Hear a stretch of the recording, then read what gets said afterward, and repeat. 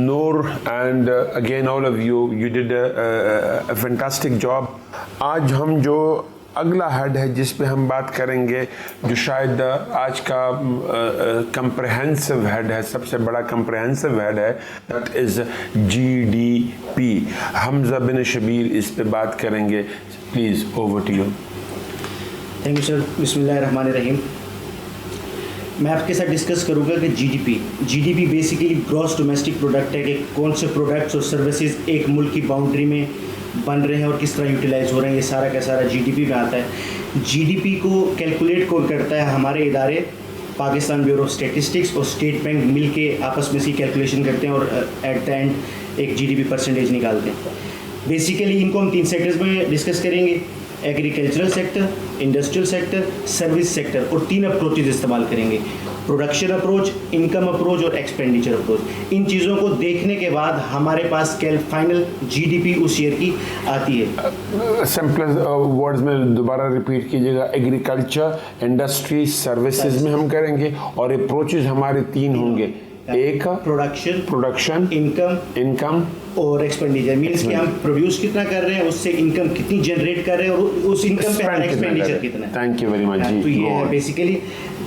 जैसा कि सब ने पिछले 15 सालों को आपस में टेन्योर वाइज डिस्कस किया, इधर भी मैं ऐसे ही करूँगा कि मैं आपके साथ टेन्योर वाइज ही डिस्कस करूँगा. फर्स्टली 2008 से 2013 की अगर हम गवर्नमेंट को देखें, ऑन एवरेज देखते हैं टोटल जीडीपी को, तो पता लगता है कि पाकिस्तान की जो एवरेज जीडीपी उन 5 साल की थी वो थी 2.9%. लेकिन अगर हम उसे अपने नेबर कंट्री से कंपैरिजन करें तो इंडिया की जो जीडीपी ग्रोथ थी वो 7.8% थी और बांग्लादेश की 6.1% एट द एंड ऑफ 2013. ये जीडीपी थी. मीन्स कि अब मैं आपसे डिस्कस करता हूँ कि एग्रीकल्चरल सेक्टर में उस साल मैंने उस टेन्योर में 2008 से 13 में क्या क्या हुआ. फर्स्टली तो उस टेन्योर के शुरू में ही फ्लड्स और हैवी रेन्स आए. जी, खासकर 2010 वाले 2010. इसमें क्या हुआ, इसमें देखा ये गया कि जो हमारी माइनर क्रॉप्स थी उसकी प्रोडक्शन हाई लेवल की नहीं. माइनर क्रॉप्स हमारे फ्रूट्स, वेजिटेबल्स, ऑयल सीड्स वगैरह जो हमारे हैं उसकी प्रोडक्शन नहीं हुई. तो जब हम जीडीपी के एग्रीकल्चरल सेक्टर के ग्राफ को देखते हैं तो हमें पता लगता है कि 2008-9 में हमारी एग्रीकल्चरल जीडीपी 3.94 थी, जो कि कम होकर 2009-10 में 0.22% पे आ गई. सिर्फ एग्रीकल्चर सेक्टर की बात करें. अब इससे हमारे पास फ्लॉज क्या है, ड्रॉबैक्स थे. वीट प्रोडक्शन डिक्रीज हो गई. वीट प्रोडक्शन डिक्रीज से हमारी मेजिस ग्राम्स की प्रोडक्शन डिक्रीज हो गई. तो जाहिर सी बात है कि ये हमारे वो चीज़ है जो कि हमारे हर हाउस होल्ड यूज़ में. जब इसकी प्रोडक्शन यूज़ हो तो हमें इंपोर्ट करना पड़ा. इंपोर्ट करने से फिर हमारा सेक्टर को इशू हुआ. लेकिन इसका एक फ़ायदा भी कह सकते हैं इन नटशेल के राइस प्रोडक्शन इंक्रीज़ हुई, क्योंकि राइस की फसल के लिए एक्सेसिव वाटर की हमें ज़रूरत होती है. तो बारिशें हुई तो जिसकी वजह से हमारे राइस की जो इंडस्ट्री फसल थी वो अच्छी गई और राइस की हमारी प्रोडक्शन अच्छी गई. 2013-18 में हम एग्रीकल्चर सेक्टर में अगर बात करेंगे तो basically missed place agricultural policies हमें देखने को मिली हैं. उसकी वजह क्या थी कि हमने देखा है एक शिफ्ट देखा है from cotton to wheat and sugar cane. अब उससे क्या हुआ कि ये 2016-17 में ये शिफ्ट देखा गया. तो इससे क्या हुआ कि जब हमने अपना शिफ्ट कॉटन से किया वीट और शुगर केन में, तो हमारे पास वीट और शुगर केन एक्सेसिव अमाउंट में आ गई, हमारी यूज़ से ज़्यादा आ गई और इतनी आ गई जिसको हमें इंपोर्ट करना पड़ा. और इंपोर्ट भी हमें सब्सिडाइज रेट्स पे करना पड़ा, यानी कि जो हमारी कॉस्ट थी वो भी हमें पूरी नहीं मिली. तो जिसकी वजह से क्या हुआ, उल्टा हमें फ़ायदा होने के बजाय हमें एग्रीकल्चर में भी नुकसान देखा गया. इन अ नटशेल अगर 5 साल को हम एवरेज में देखें तो उनका टारगेट था कि हम 3.5% को अचीव करेंगे, लेकिन वो सिर्फ 2.1% को. 3.5 एग्रीकल्चर सेक्टर में हमने अचीव करना था 2.5%. 2.1. 2017-18 में फेडरल गवर्नमेंट के इश्तराक से पंजाब गवर्नमेंट भी उसी पार्टी की थी जो कि रूल कर रही थी. उन्होंने $300 मिलियन का वर्ल्ड बैंक से एक मुआहिदा किया. $300 बिलियन का वर्ल्ड बैंक से. उसके जरिए उन्होंने क्या करना था कि एग्रीकल्चर में मॉडर्न टेक्निक्स लानी थी. 300 मिलियन और बिलियन? $300 मिलियन. ठीक है. उससे एग्रीकल्चर को मॉडर्न करना था, साथ में एग्री बिजनेस को प्रमोट करना था. फाइनल रिजल्ट जो वर्ल्ड बैंक ने हमसे डिमांड किया था कि रेज फार्मर की इनकम को हमने बढ़ाना था. लेकिन एट द एंड ऑफ 2008 जैसे कि मैंने आपको बताया कि एवरेज जीडीपी का टारगेट हम अचीव नहीं कर सके एग्रीकल्चर में, तो ये इस बात का अंदेशा देता था कि शायद हम उस टारगेट को मीट नहीं कर सके जिस फार्मर की इनकम को। 2018 से 22 एग्रीकल्चरल रेवोल्यूशन का दौर था। अच्छा प्लीज होल्ड ऑन, ये जो 2013 से लेकर 2018 तक था उसमें हमारा टारगेट कितना था और हमने उसको कितना अचीव किया? एवरेज जो टारगेट था वो था 3.5% के, जब एंड में जब हमारा एनुअली हमने 3.5 पे जाना था, लेकिन हम 2.1% अचीव कर चुके थे ये 18 तक। 18 में। तो अब अच्छा, तो इधर भी हमने जो टारगेट था वो मीट नहीं किया। अब 2018-22 में जब आए तो हम जैसे कि सबको ही पता है शुरू में एग्रेरियन सोसाइटी है, और अगर आपने एक्सेल करना है तो आपको एग्रीकल्चर में अपने स्टेप्स लेने पड़ेंगे। उसमें क्या हुआ कि गवर्नमेंट ने आते ही 2018 से 22 वाले ने 100 डेज एजेंडा दिया, नेशनल एग्रीकल्चर इमरजेंसी लगाई। नेशनल एग्रीकल्चर इमरजेंसी लगाने का मकसद ये था कि जो मिडल मैन का रोल है उसको निगेट किया जाए। मिडल मैन के रोल का मतलब जिसको हम अड़त कहते हैं सिंपल वर्ड्स में जी, आड़ती कह लें उसमें। अब उसमें क्या था कि जो बड़ा किसान है उसको भी उसके फसल की पूरी कीमत मिले और छोटे किसान को भी उसकी फसल की पूरी कीमत मिले, ताकि प्रॉफिट शेयरिंग बराबर की हो। ये हमारे पास डिस्क्रिमिनेशन ना हो कि बड़ा बड़ा है और छोटा छोटा, इसको ख़त्म करने के लिए एक ये किया गया। साथ में 2019 में एडीपी की मदद से कुछ मार्केट स्पेशल मार्केट्स कायम की गई पंजाब के कुछ इलाकों में। उसके तहत ये देखा गया कि फॉर इंस्टेंस हम एक एग्जांपल लेंगे, एक रूम है, एक रूम के एक कॉर्नर पे बैंक्स थे, एक कॉर्नर पे फैसिलिटेशन सेंटर थे, एक कॉर्नर पे ट्रांसपोर्ट का सिस्टम था। मीन्स के वो आए बैंक से अपना बैंक ड्राफ्ट बनाए, जाके फैसिलिटेशन पे अपने सारी चीज़ को फैसिलिटीज पैकिंग करवा के ट्रांसपोर्ट को दे डायरेक्ट मार्केट में। तो एडीपी के इश्तराक से एशियन डेवलपमेंट की इश्तराक से ये किया गया था। और इसकी एक जो सैंपल के तौर पे पहला जो बनाया गया वो कसूर का इलाका है लखोदेर, वहाँ पर 5 बिलियन रुपीस की लागत से इसको बनाया गया। उसके बाद सर 2021 में आया किसान कार्ड। किसान कार्ड एक रेवोल्यूशन है पाकिस्तान की एग्रीकल्चरल इंडस्ट्री, एग्रीकल्चरल फील्ड में, क्योंकि उससे क्या देखा गया, subsidise fertiliser, subsidise pesticide, subsidise seeds दिए गए, साथ साथ लो इंटरेस्ट लोन्स दिए गए। इवन बिजली की रेट्स को हमने कैप किया, उसको बढ़ने नहीं दिया, लोन्स दिए गए। और साथ के साथ जो नया बंदा ग्रेजुएट जाके अपना बिजनेस एग्रीकल्चर में शुरू करना चाहते तो उसके लिए एग्री मशीनरी पर 47 बिलियन रुपीस की सब्सिडी रखी गई। वो एग्री मशीनरी खरीदता है तो उसको सब्सिडी भी हम प्रोवाइड की जाएगी। इससे क्या फ़ायदा हुआ कि नए लोग आए, उन्होंने अपना इसमें अपना डाला, इनपुट डाला और हमें उसका आउटपुट मिला। सबसे बड़ी बात जो शामिर ने की थी कि ऑयल सीड्स हमारे उस वक्त डिप्लीट कर रहे थे तो हम उसे इंपोर्ट कर रहे थे। 2018 से 22 में हम देखते हैं कि ऑयल सीड डेवलपमेंट प्रोग्राम एक लाया गया, उसके तहत हम एक एब्रप्ट इंक्रीज देखते हैं कैनोला कल्टीवेशन में और सनफ्लावर कल्टीवेशन में मोर देन 200% इंक्रीज। इससे क्या हुआ कि हमारी जो एडिबल ऑयल जो हम इंपोर्ट करते थे उसमें $1 बिलियन का डिक्रीज आया, कि हम $1 बिलियन का जो एडिबल ऑयल एक्स्ट्रा इंपोर्ट कर रहे थे वो अब हमारा इंपोर्ट कब हुआ। और इसी गवर्नमेंट के एंड में उन्होंने शायद और भी इंक्रीज़ किया था, लेकिन गवर्नमेंट ठीक है फिनिश हो गई। सर ये था। अब इसमें अगर क्रक्स बात की, जैसे मैंने आपको बताया कि ये था एग्रीकल्चरल रेवोल्यूशन का दौर।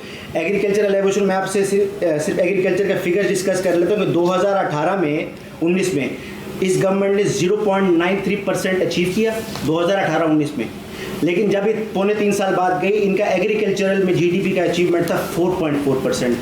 आप इसको अंदाज़ा लगा सकते हैं 300% इंक्रीज जीडीपी के अंदर आपको देखने को मिला है। ठीक है। इसके बाद सर जो दूसरा सबसे बड़ा इंडस्ट्रियल सेक्टर है वो है हमारा इंडस्ट्रियल सेक्टर, जो कि पाकिस्तान की जीडीपी में मोर देन 20 to 30% शेयर डालता है। 2018-13 में हम देखते हैं कि स्ट्रक्चरल वीकनेसेस देखने को मिली हैं। स्ट्रक्चरल वीकनेसेस देखने को मिली हैं। डेवलपमेंट प्रोग्राम इस सेंस मिले को हमारा अगर डेवलपमेंट प्रोग्राम लगते तो हमारा एनर्जी क्राइसिस ना होता। पावर आउटेजेस थी, बहुत शदीद पावर आउटेजेस थी, इन्फ्लेशन बढ़ रही थी, साथ के साथ इसमें एनर्जी क्राइसिस और लोड शेडिंग की वजह से इंडस्ट्री सेटअप नहीं हो पाई, या हो पाती थी तो 8 घंटे या 12 घंटे लोड शेडिंग थी तो वो प्रॉपर वर्क नहीं कर पाते थे, जिससे हमारा आउटपुट अच्छा नहीं मिल रहा था। 2011-12 में ये देखा गया कि हमारी कंस्ट्रक्शन इंडस्ट्री भी डिक्लाइन में गई है, उसके साथ साथ हमारी माइनिंग इंडस्ट्री भी डिक्लाइन में गई है। 2011-12 के अगर हम फिगर को देखें तो 2.5% था, जो कि 2012-13 में 0.75 पे चला गया। इंडस्ट्रियल सेक्टर की बात हुई, यही वजूहत थी कि जिसकी वजह से हमारा इंडस्ट्रियल सेक्टर 2008 और 2009 में। और इसमें एक ऑप्शन एक ये भी था कि वॉर ऑन टेरर का भी था, क्योंकि उसामा बिन लादेन का मैसेकर हुआ था, तो जिसके बारे में उन्होंने एक परस्पेक्टिव बन गया था ना दुनिया में कि पाकिस्तान के अंदर FDI नहीं आएगी, जब FDI नहीं आएगी इंडस्ट्री सेटअप नहीं होगी, तो प्लस एनर्जी क्राइसिस भी था।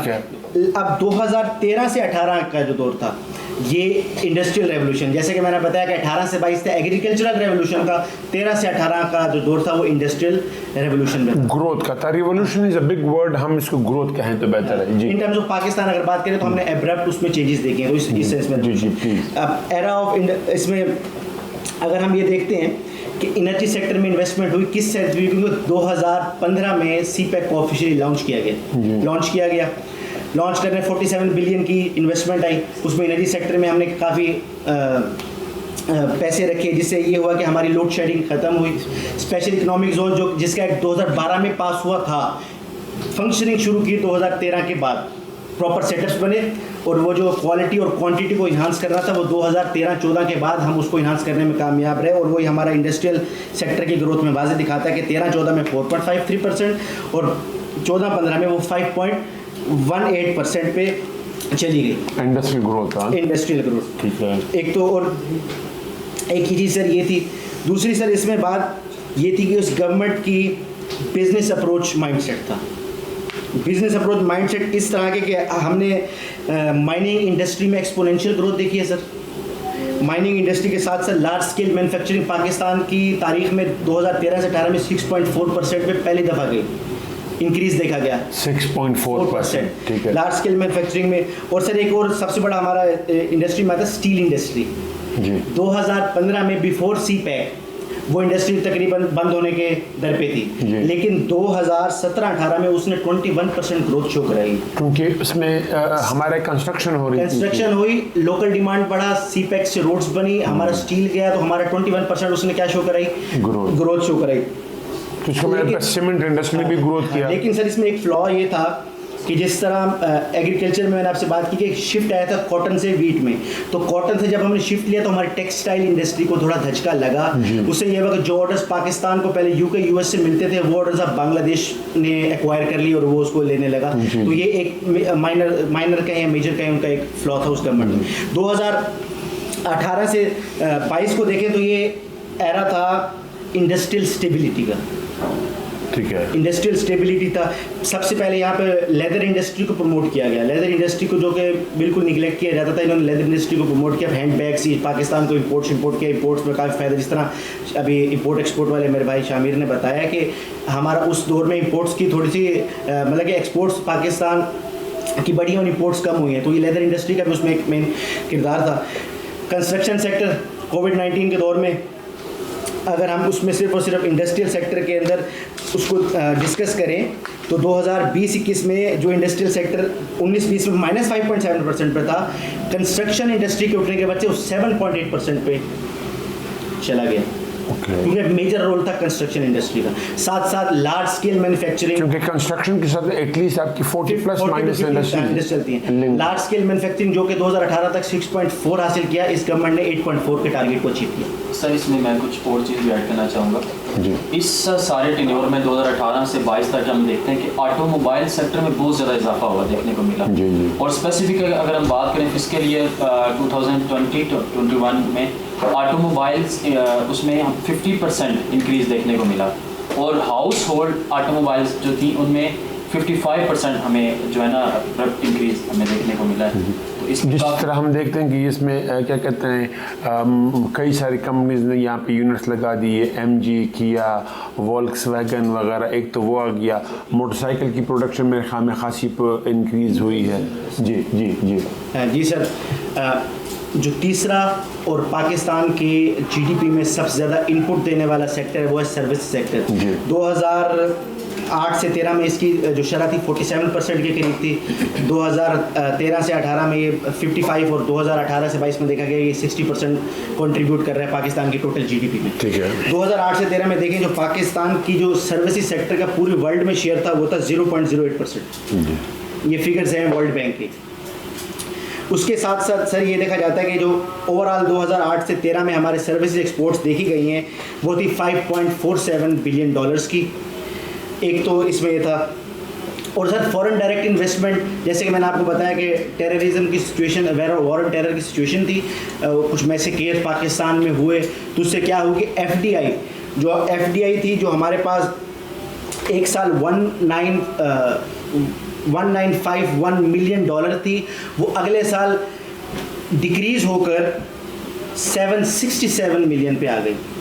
तो ये इसी वॉर ऑन टेरर की वजह से हमारा एफडीआई में जो सर्विसेज प्रोवाइड कर रहे थे वो हम प्रोवाइड नहीं कर सके। एनर्जी क्राइसिस था, लॉ एंड ऑर्डर सिचुएशंस थी, इनफ्लो, मतलब अगर उसको परसेंटेज में देखें एफडीआई को तो 53.8% से गिर के 37% पे आ गया था। सर्विसेज सेक्टर में अगर हम 2008 से 2013 को कंपैरिजन करें तो इसमें जिस तरह मैंने आपको बताया कि 0.08 से बढ़ी है, 5.47 बिलियन तक भी गई है, तो वो इतना देखा नहीं गया, लेकिन 1.33 से वो इंक्रीज़ किया है 5.13 तक। उसकी वजह भी यही थी कि ट्रांसपोर्ट सेक्टर में कुछ चीज़ें देखने को मिली, लेकिन अगर ये यहाँ पर टूरिज़्म के सेक्टर को उठा लेते तो काफ़ी फ़र्क पड़ सकता था। 2013 से 18 में पाकिस्तान की जो एक्सपोर्ट्स थी, सर्विसेज एक्सपोर्ट्स, वो 291 मिलियन से इंक्रीज़ करके 319 मिलियन तक चली गई एनुअली एक बात की गई। पहली दफ़ा 2018 के एंड होते हुए पाकिस्तान ने आईटी एक्सपोर्ट्स में 1 बिलियन का टारगेट अबूर किया 2013 से 18 में। इसके साथ साथ जो इसमें एक लैक देखा गया ना इस टेन्योर में, वो हमारा जो सीवेज और शिपिंग का अर्निंग्स थी ना, वो हमारी काफ़ी हद तक कम हुई। ट्रांसपोर्ट पे तो चलो हमारा कुछ ना कुछ बना, लेकिन उसमें जो ट्रांसपोर्ट्स के हमने प्रोजेक्ट्स लगाए उस पर भी इशू ये था कि हम सब्सिडीज़ दे रहे थे, तो इतनी ग्रोथ हम उसको एक्वायर नहीं कर रहे थे। एक और इनको जो सबसे, इससे क्या हुआ, जैसे कि मैंने आपको बताया कि इंडस्ट्री बढ़ी 2013 से 18 में, इससे क्या हुआ कि एम्प्लॉयमेंट एग्रीकल्चर में कम हो गई, इंडस्ट्री में बढ़ गई, तो शिफ्ट एग्रीकल्चर से इंडस्ट्री में देखा गया। एक सबसे बड़ा अच्छा काम जो किया कि टूरिज़्म के लिए 47 कंट्रीज़ को ऑन अराइवल वीज़ा की सहूलत दे दी गई, जिससे क्या हुआ सर्विस सेक्टर को प्रमोट किया गया।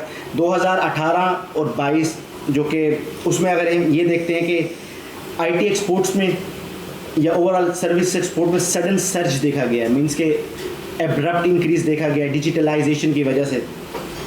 आईटी एक्सपोर्ट 29% इंक्रीज़ किए, 29% इंक्रीज़ की है टोटल, लेकिन अगर ओवरऑल उसको देखा जाए, ये 29% जो इंक्रीज़ हुई है किस से किस टाइम तक हुई है? इसको यूँ कर सकते हैं ना, 29% इंक्रीज़ हुई थी 2018 से लेकर 2021 तक, और 2021 में तकरीबन 21 और 22 के दरमियान देखा जाए तो 47% इंक्रीज़ है। ओके, सिर्फ एक साल के अंदर। तो उसमें देखते ही है कि हमने 4 साल में इसको ऑलमोस्ट डबल किए सर्विस सेक्टर की। उसमें 2019-20 में हमारी जो एक्सपोर्ट्स थी वो थी 1.44 बिलियन डॉलर्स की। 2000 जिस तरह मैंने आपको बताया कि 47% इंक्रीज़ किया, 2020-21 में 21-22 में हम पहली दफ़ा 2 बिलियन डॉलर का माइलस्टोन अचीव करने में कामयाब हुए।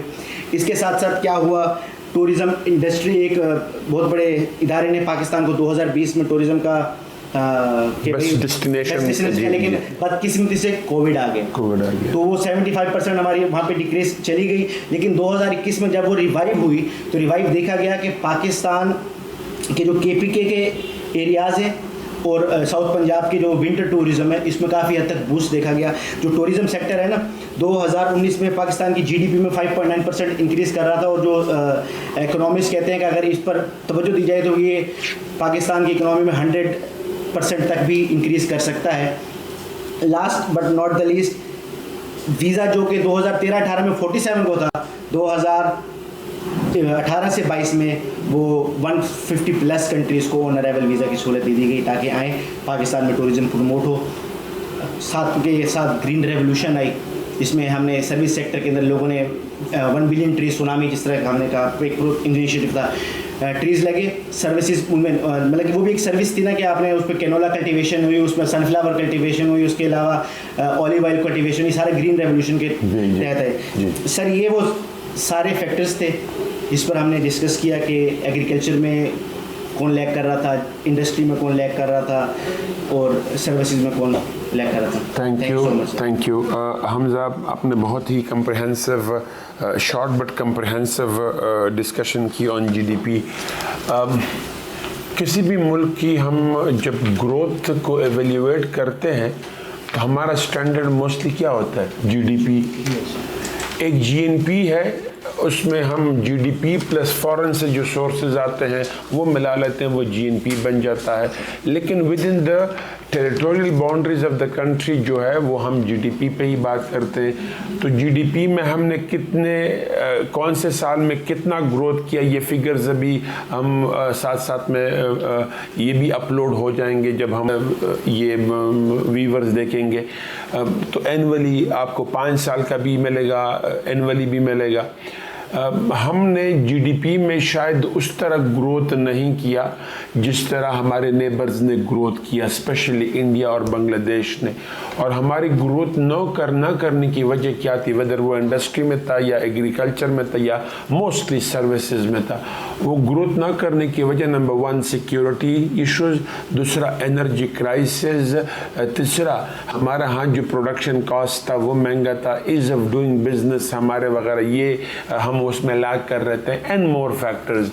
जबकि जब हमने इम्प्रूव किया है तो उसमें हमने इन्हीं एरियाज में स्टेप्स उठाए हैं जिसमें इंडस्ट्री 13 से 18 के दरमियान में ग्रोथ हुआ है और बाद में उसमें कंसोलिडेशन 18 से 22 तक, जिस तरह हमजा बता रहा है, कंसोलिडेशन हुई है, ग्रोथ प्लस कंसोलिडेशन दोनों हुई है।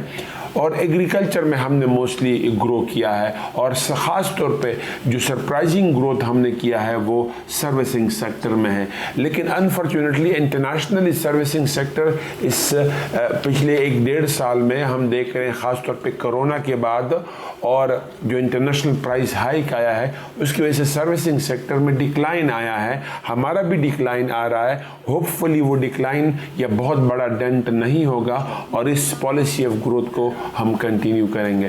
Thank you very much. ये एक बहुत ज़्यादा एनलाइटनिंग सेशन था। उम्मीद है हमारे व्यूअर्स को, हमारे जो स्टूडेंट्स हैं उन सबको फ़ायदा होगा। Thank you, you help me a lot. और हम ऐसे सेशंस करते रहेंगे, इससे आपका भी एकेडमिक ग्रोथ होता है। You learn and we learn and our listeners learn. Thank you again. हम आपको भी शुक्रिया अदा करना चाहेंगे कि आपने हमें सिलेक्ट किया, हमारे लिए बहुत बड़ी बात थी। कोशिश किया कि आपके उम्मीदों पर पूरा उतर सके। बाकी हमारे thank you very much. Thank you, Allah हाफिज़।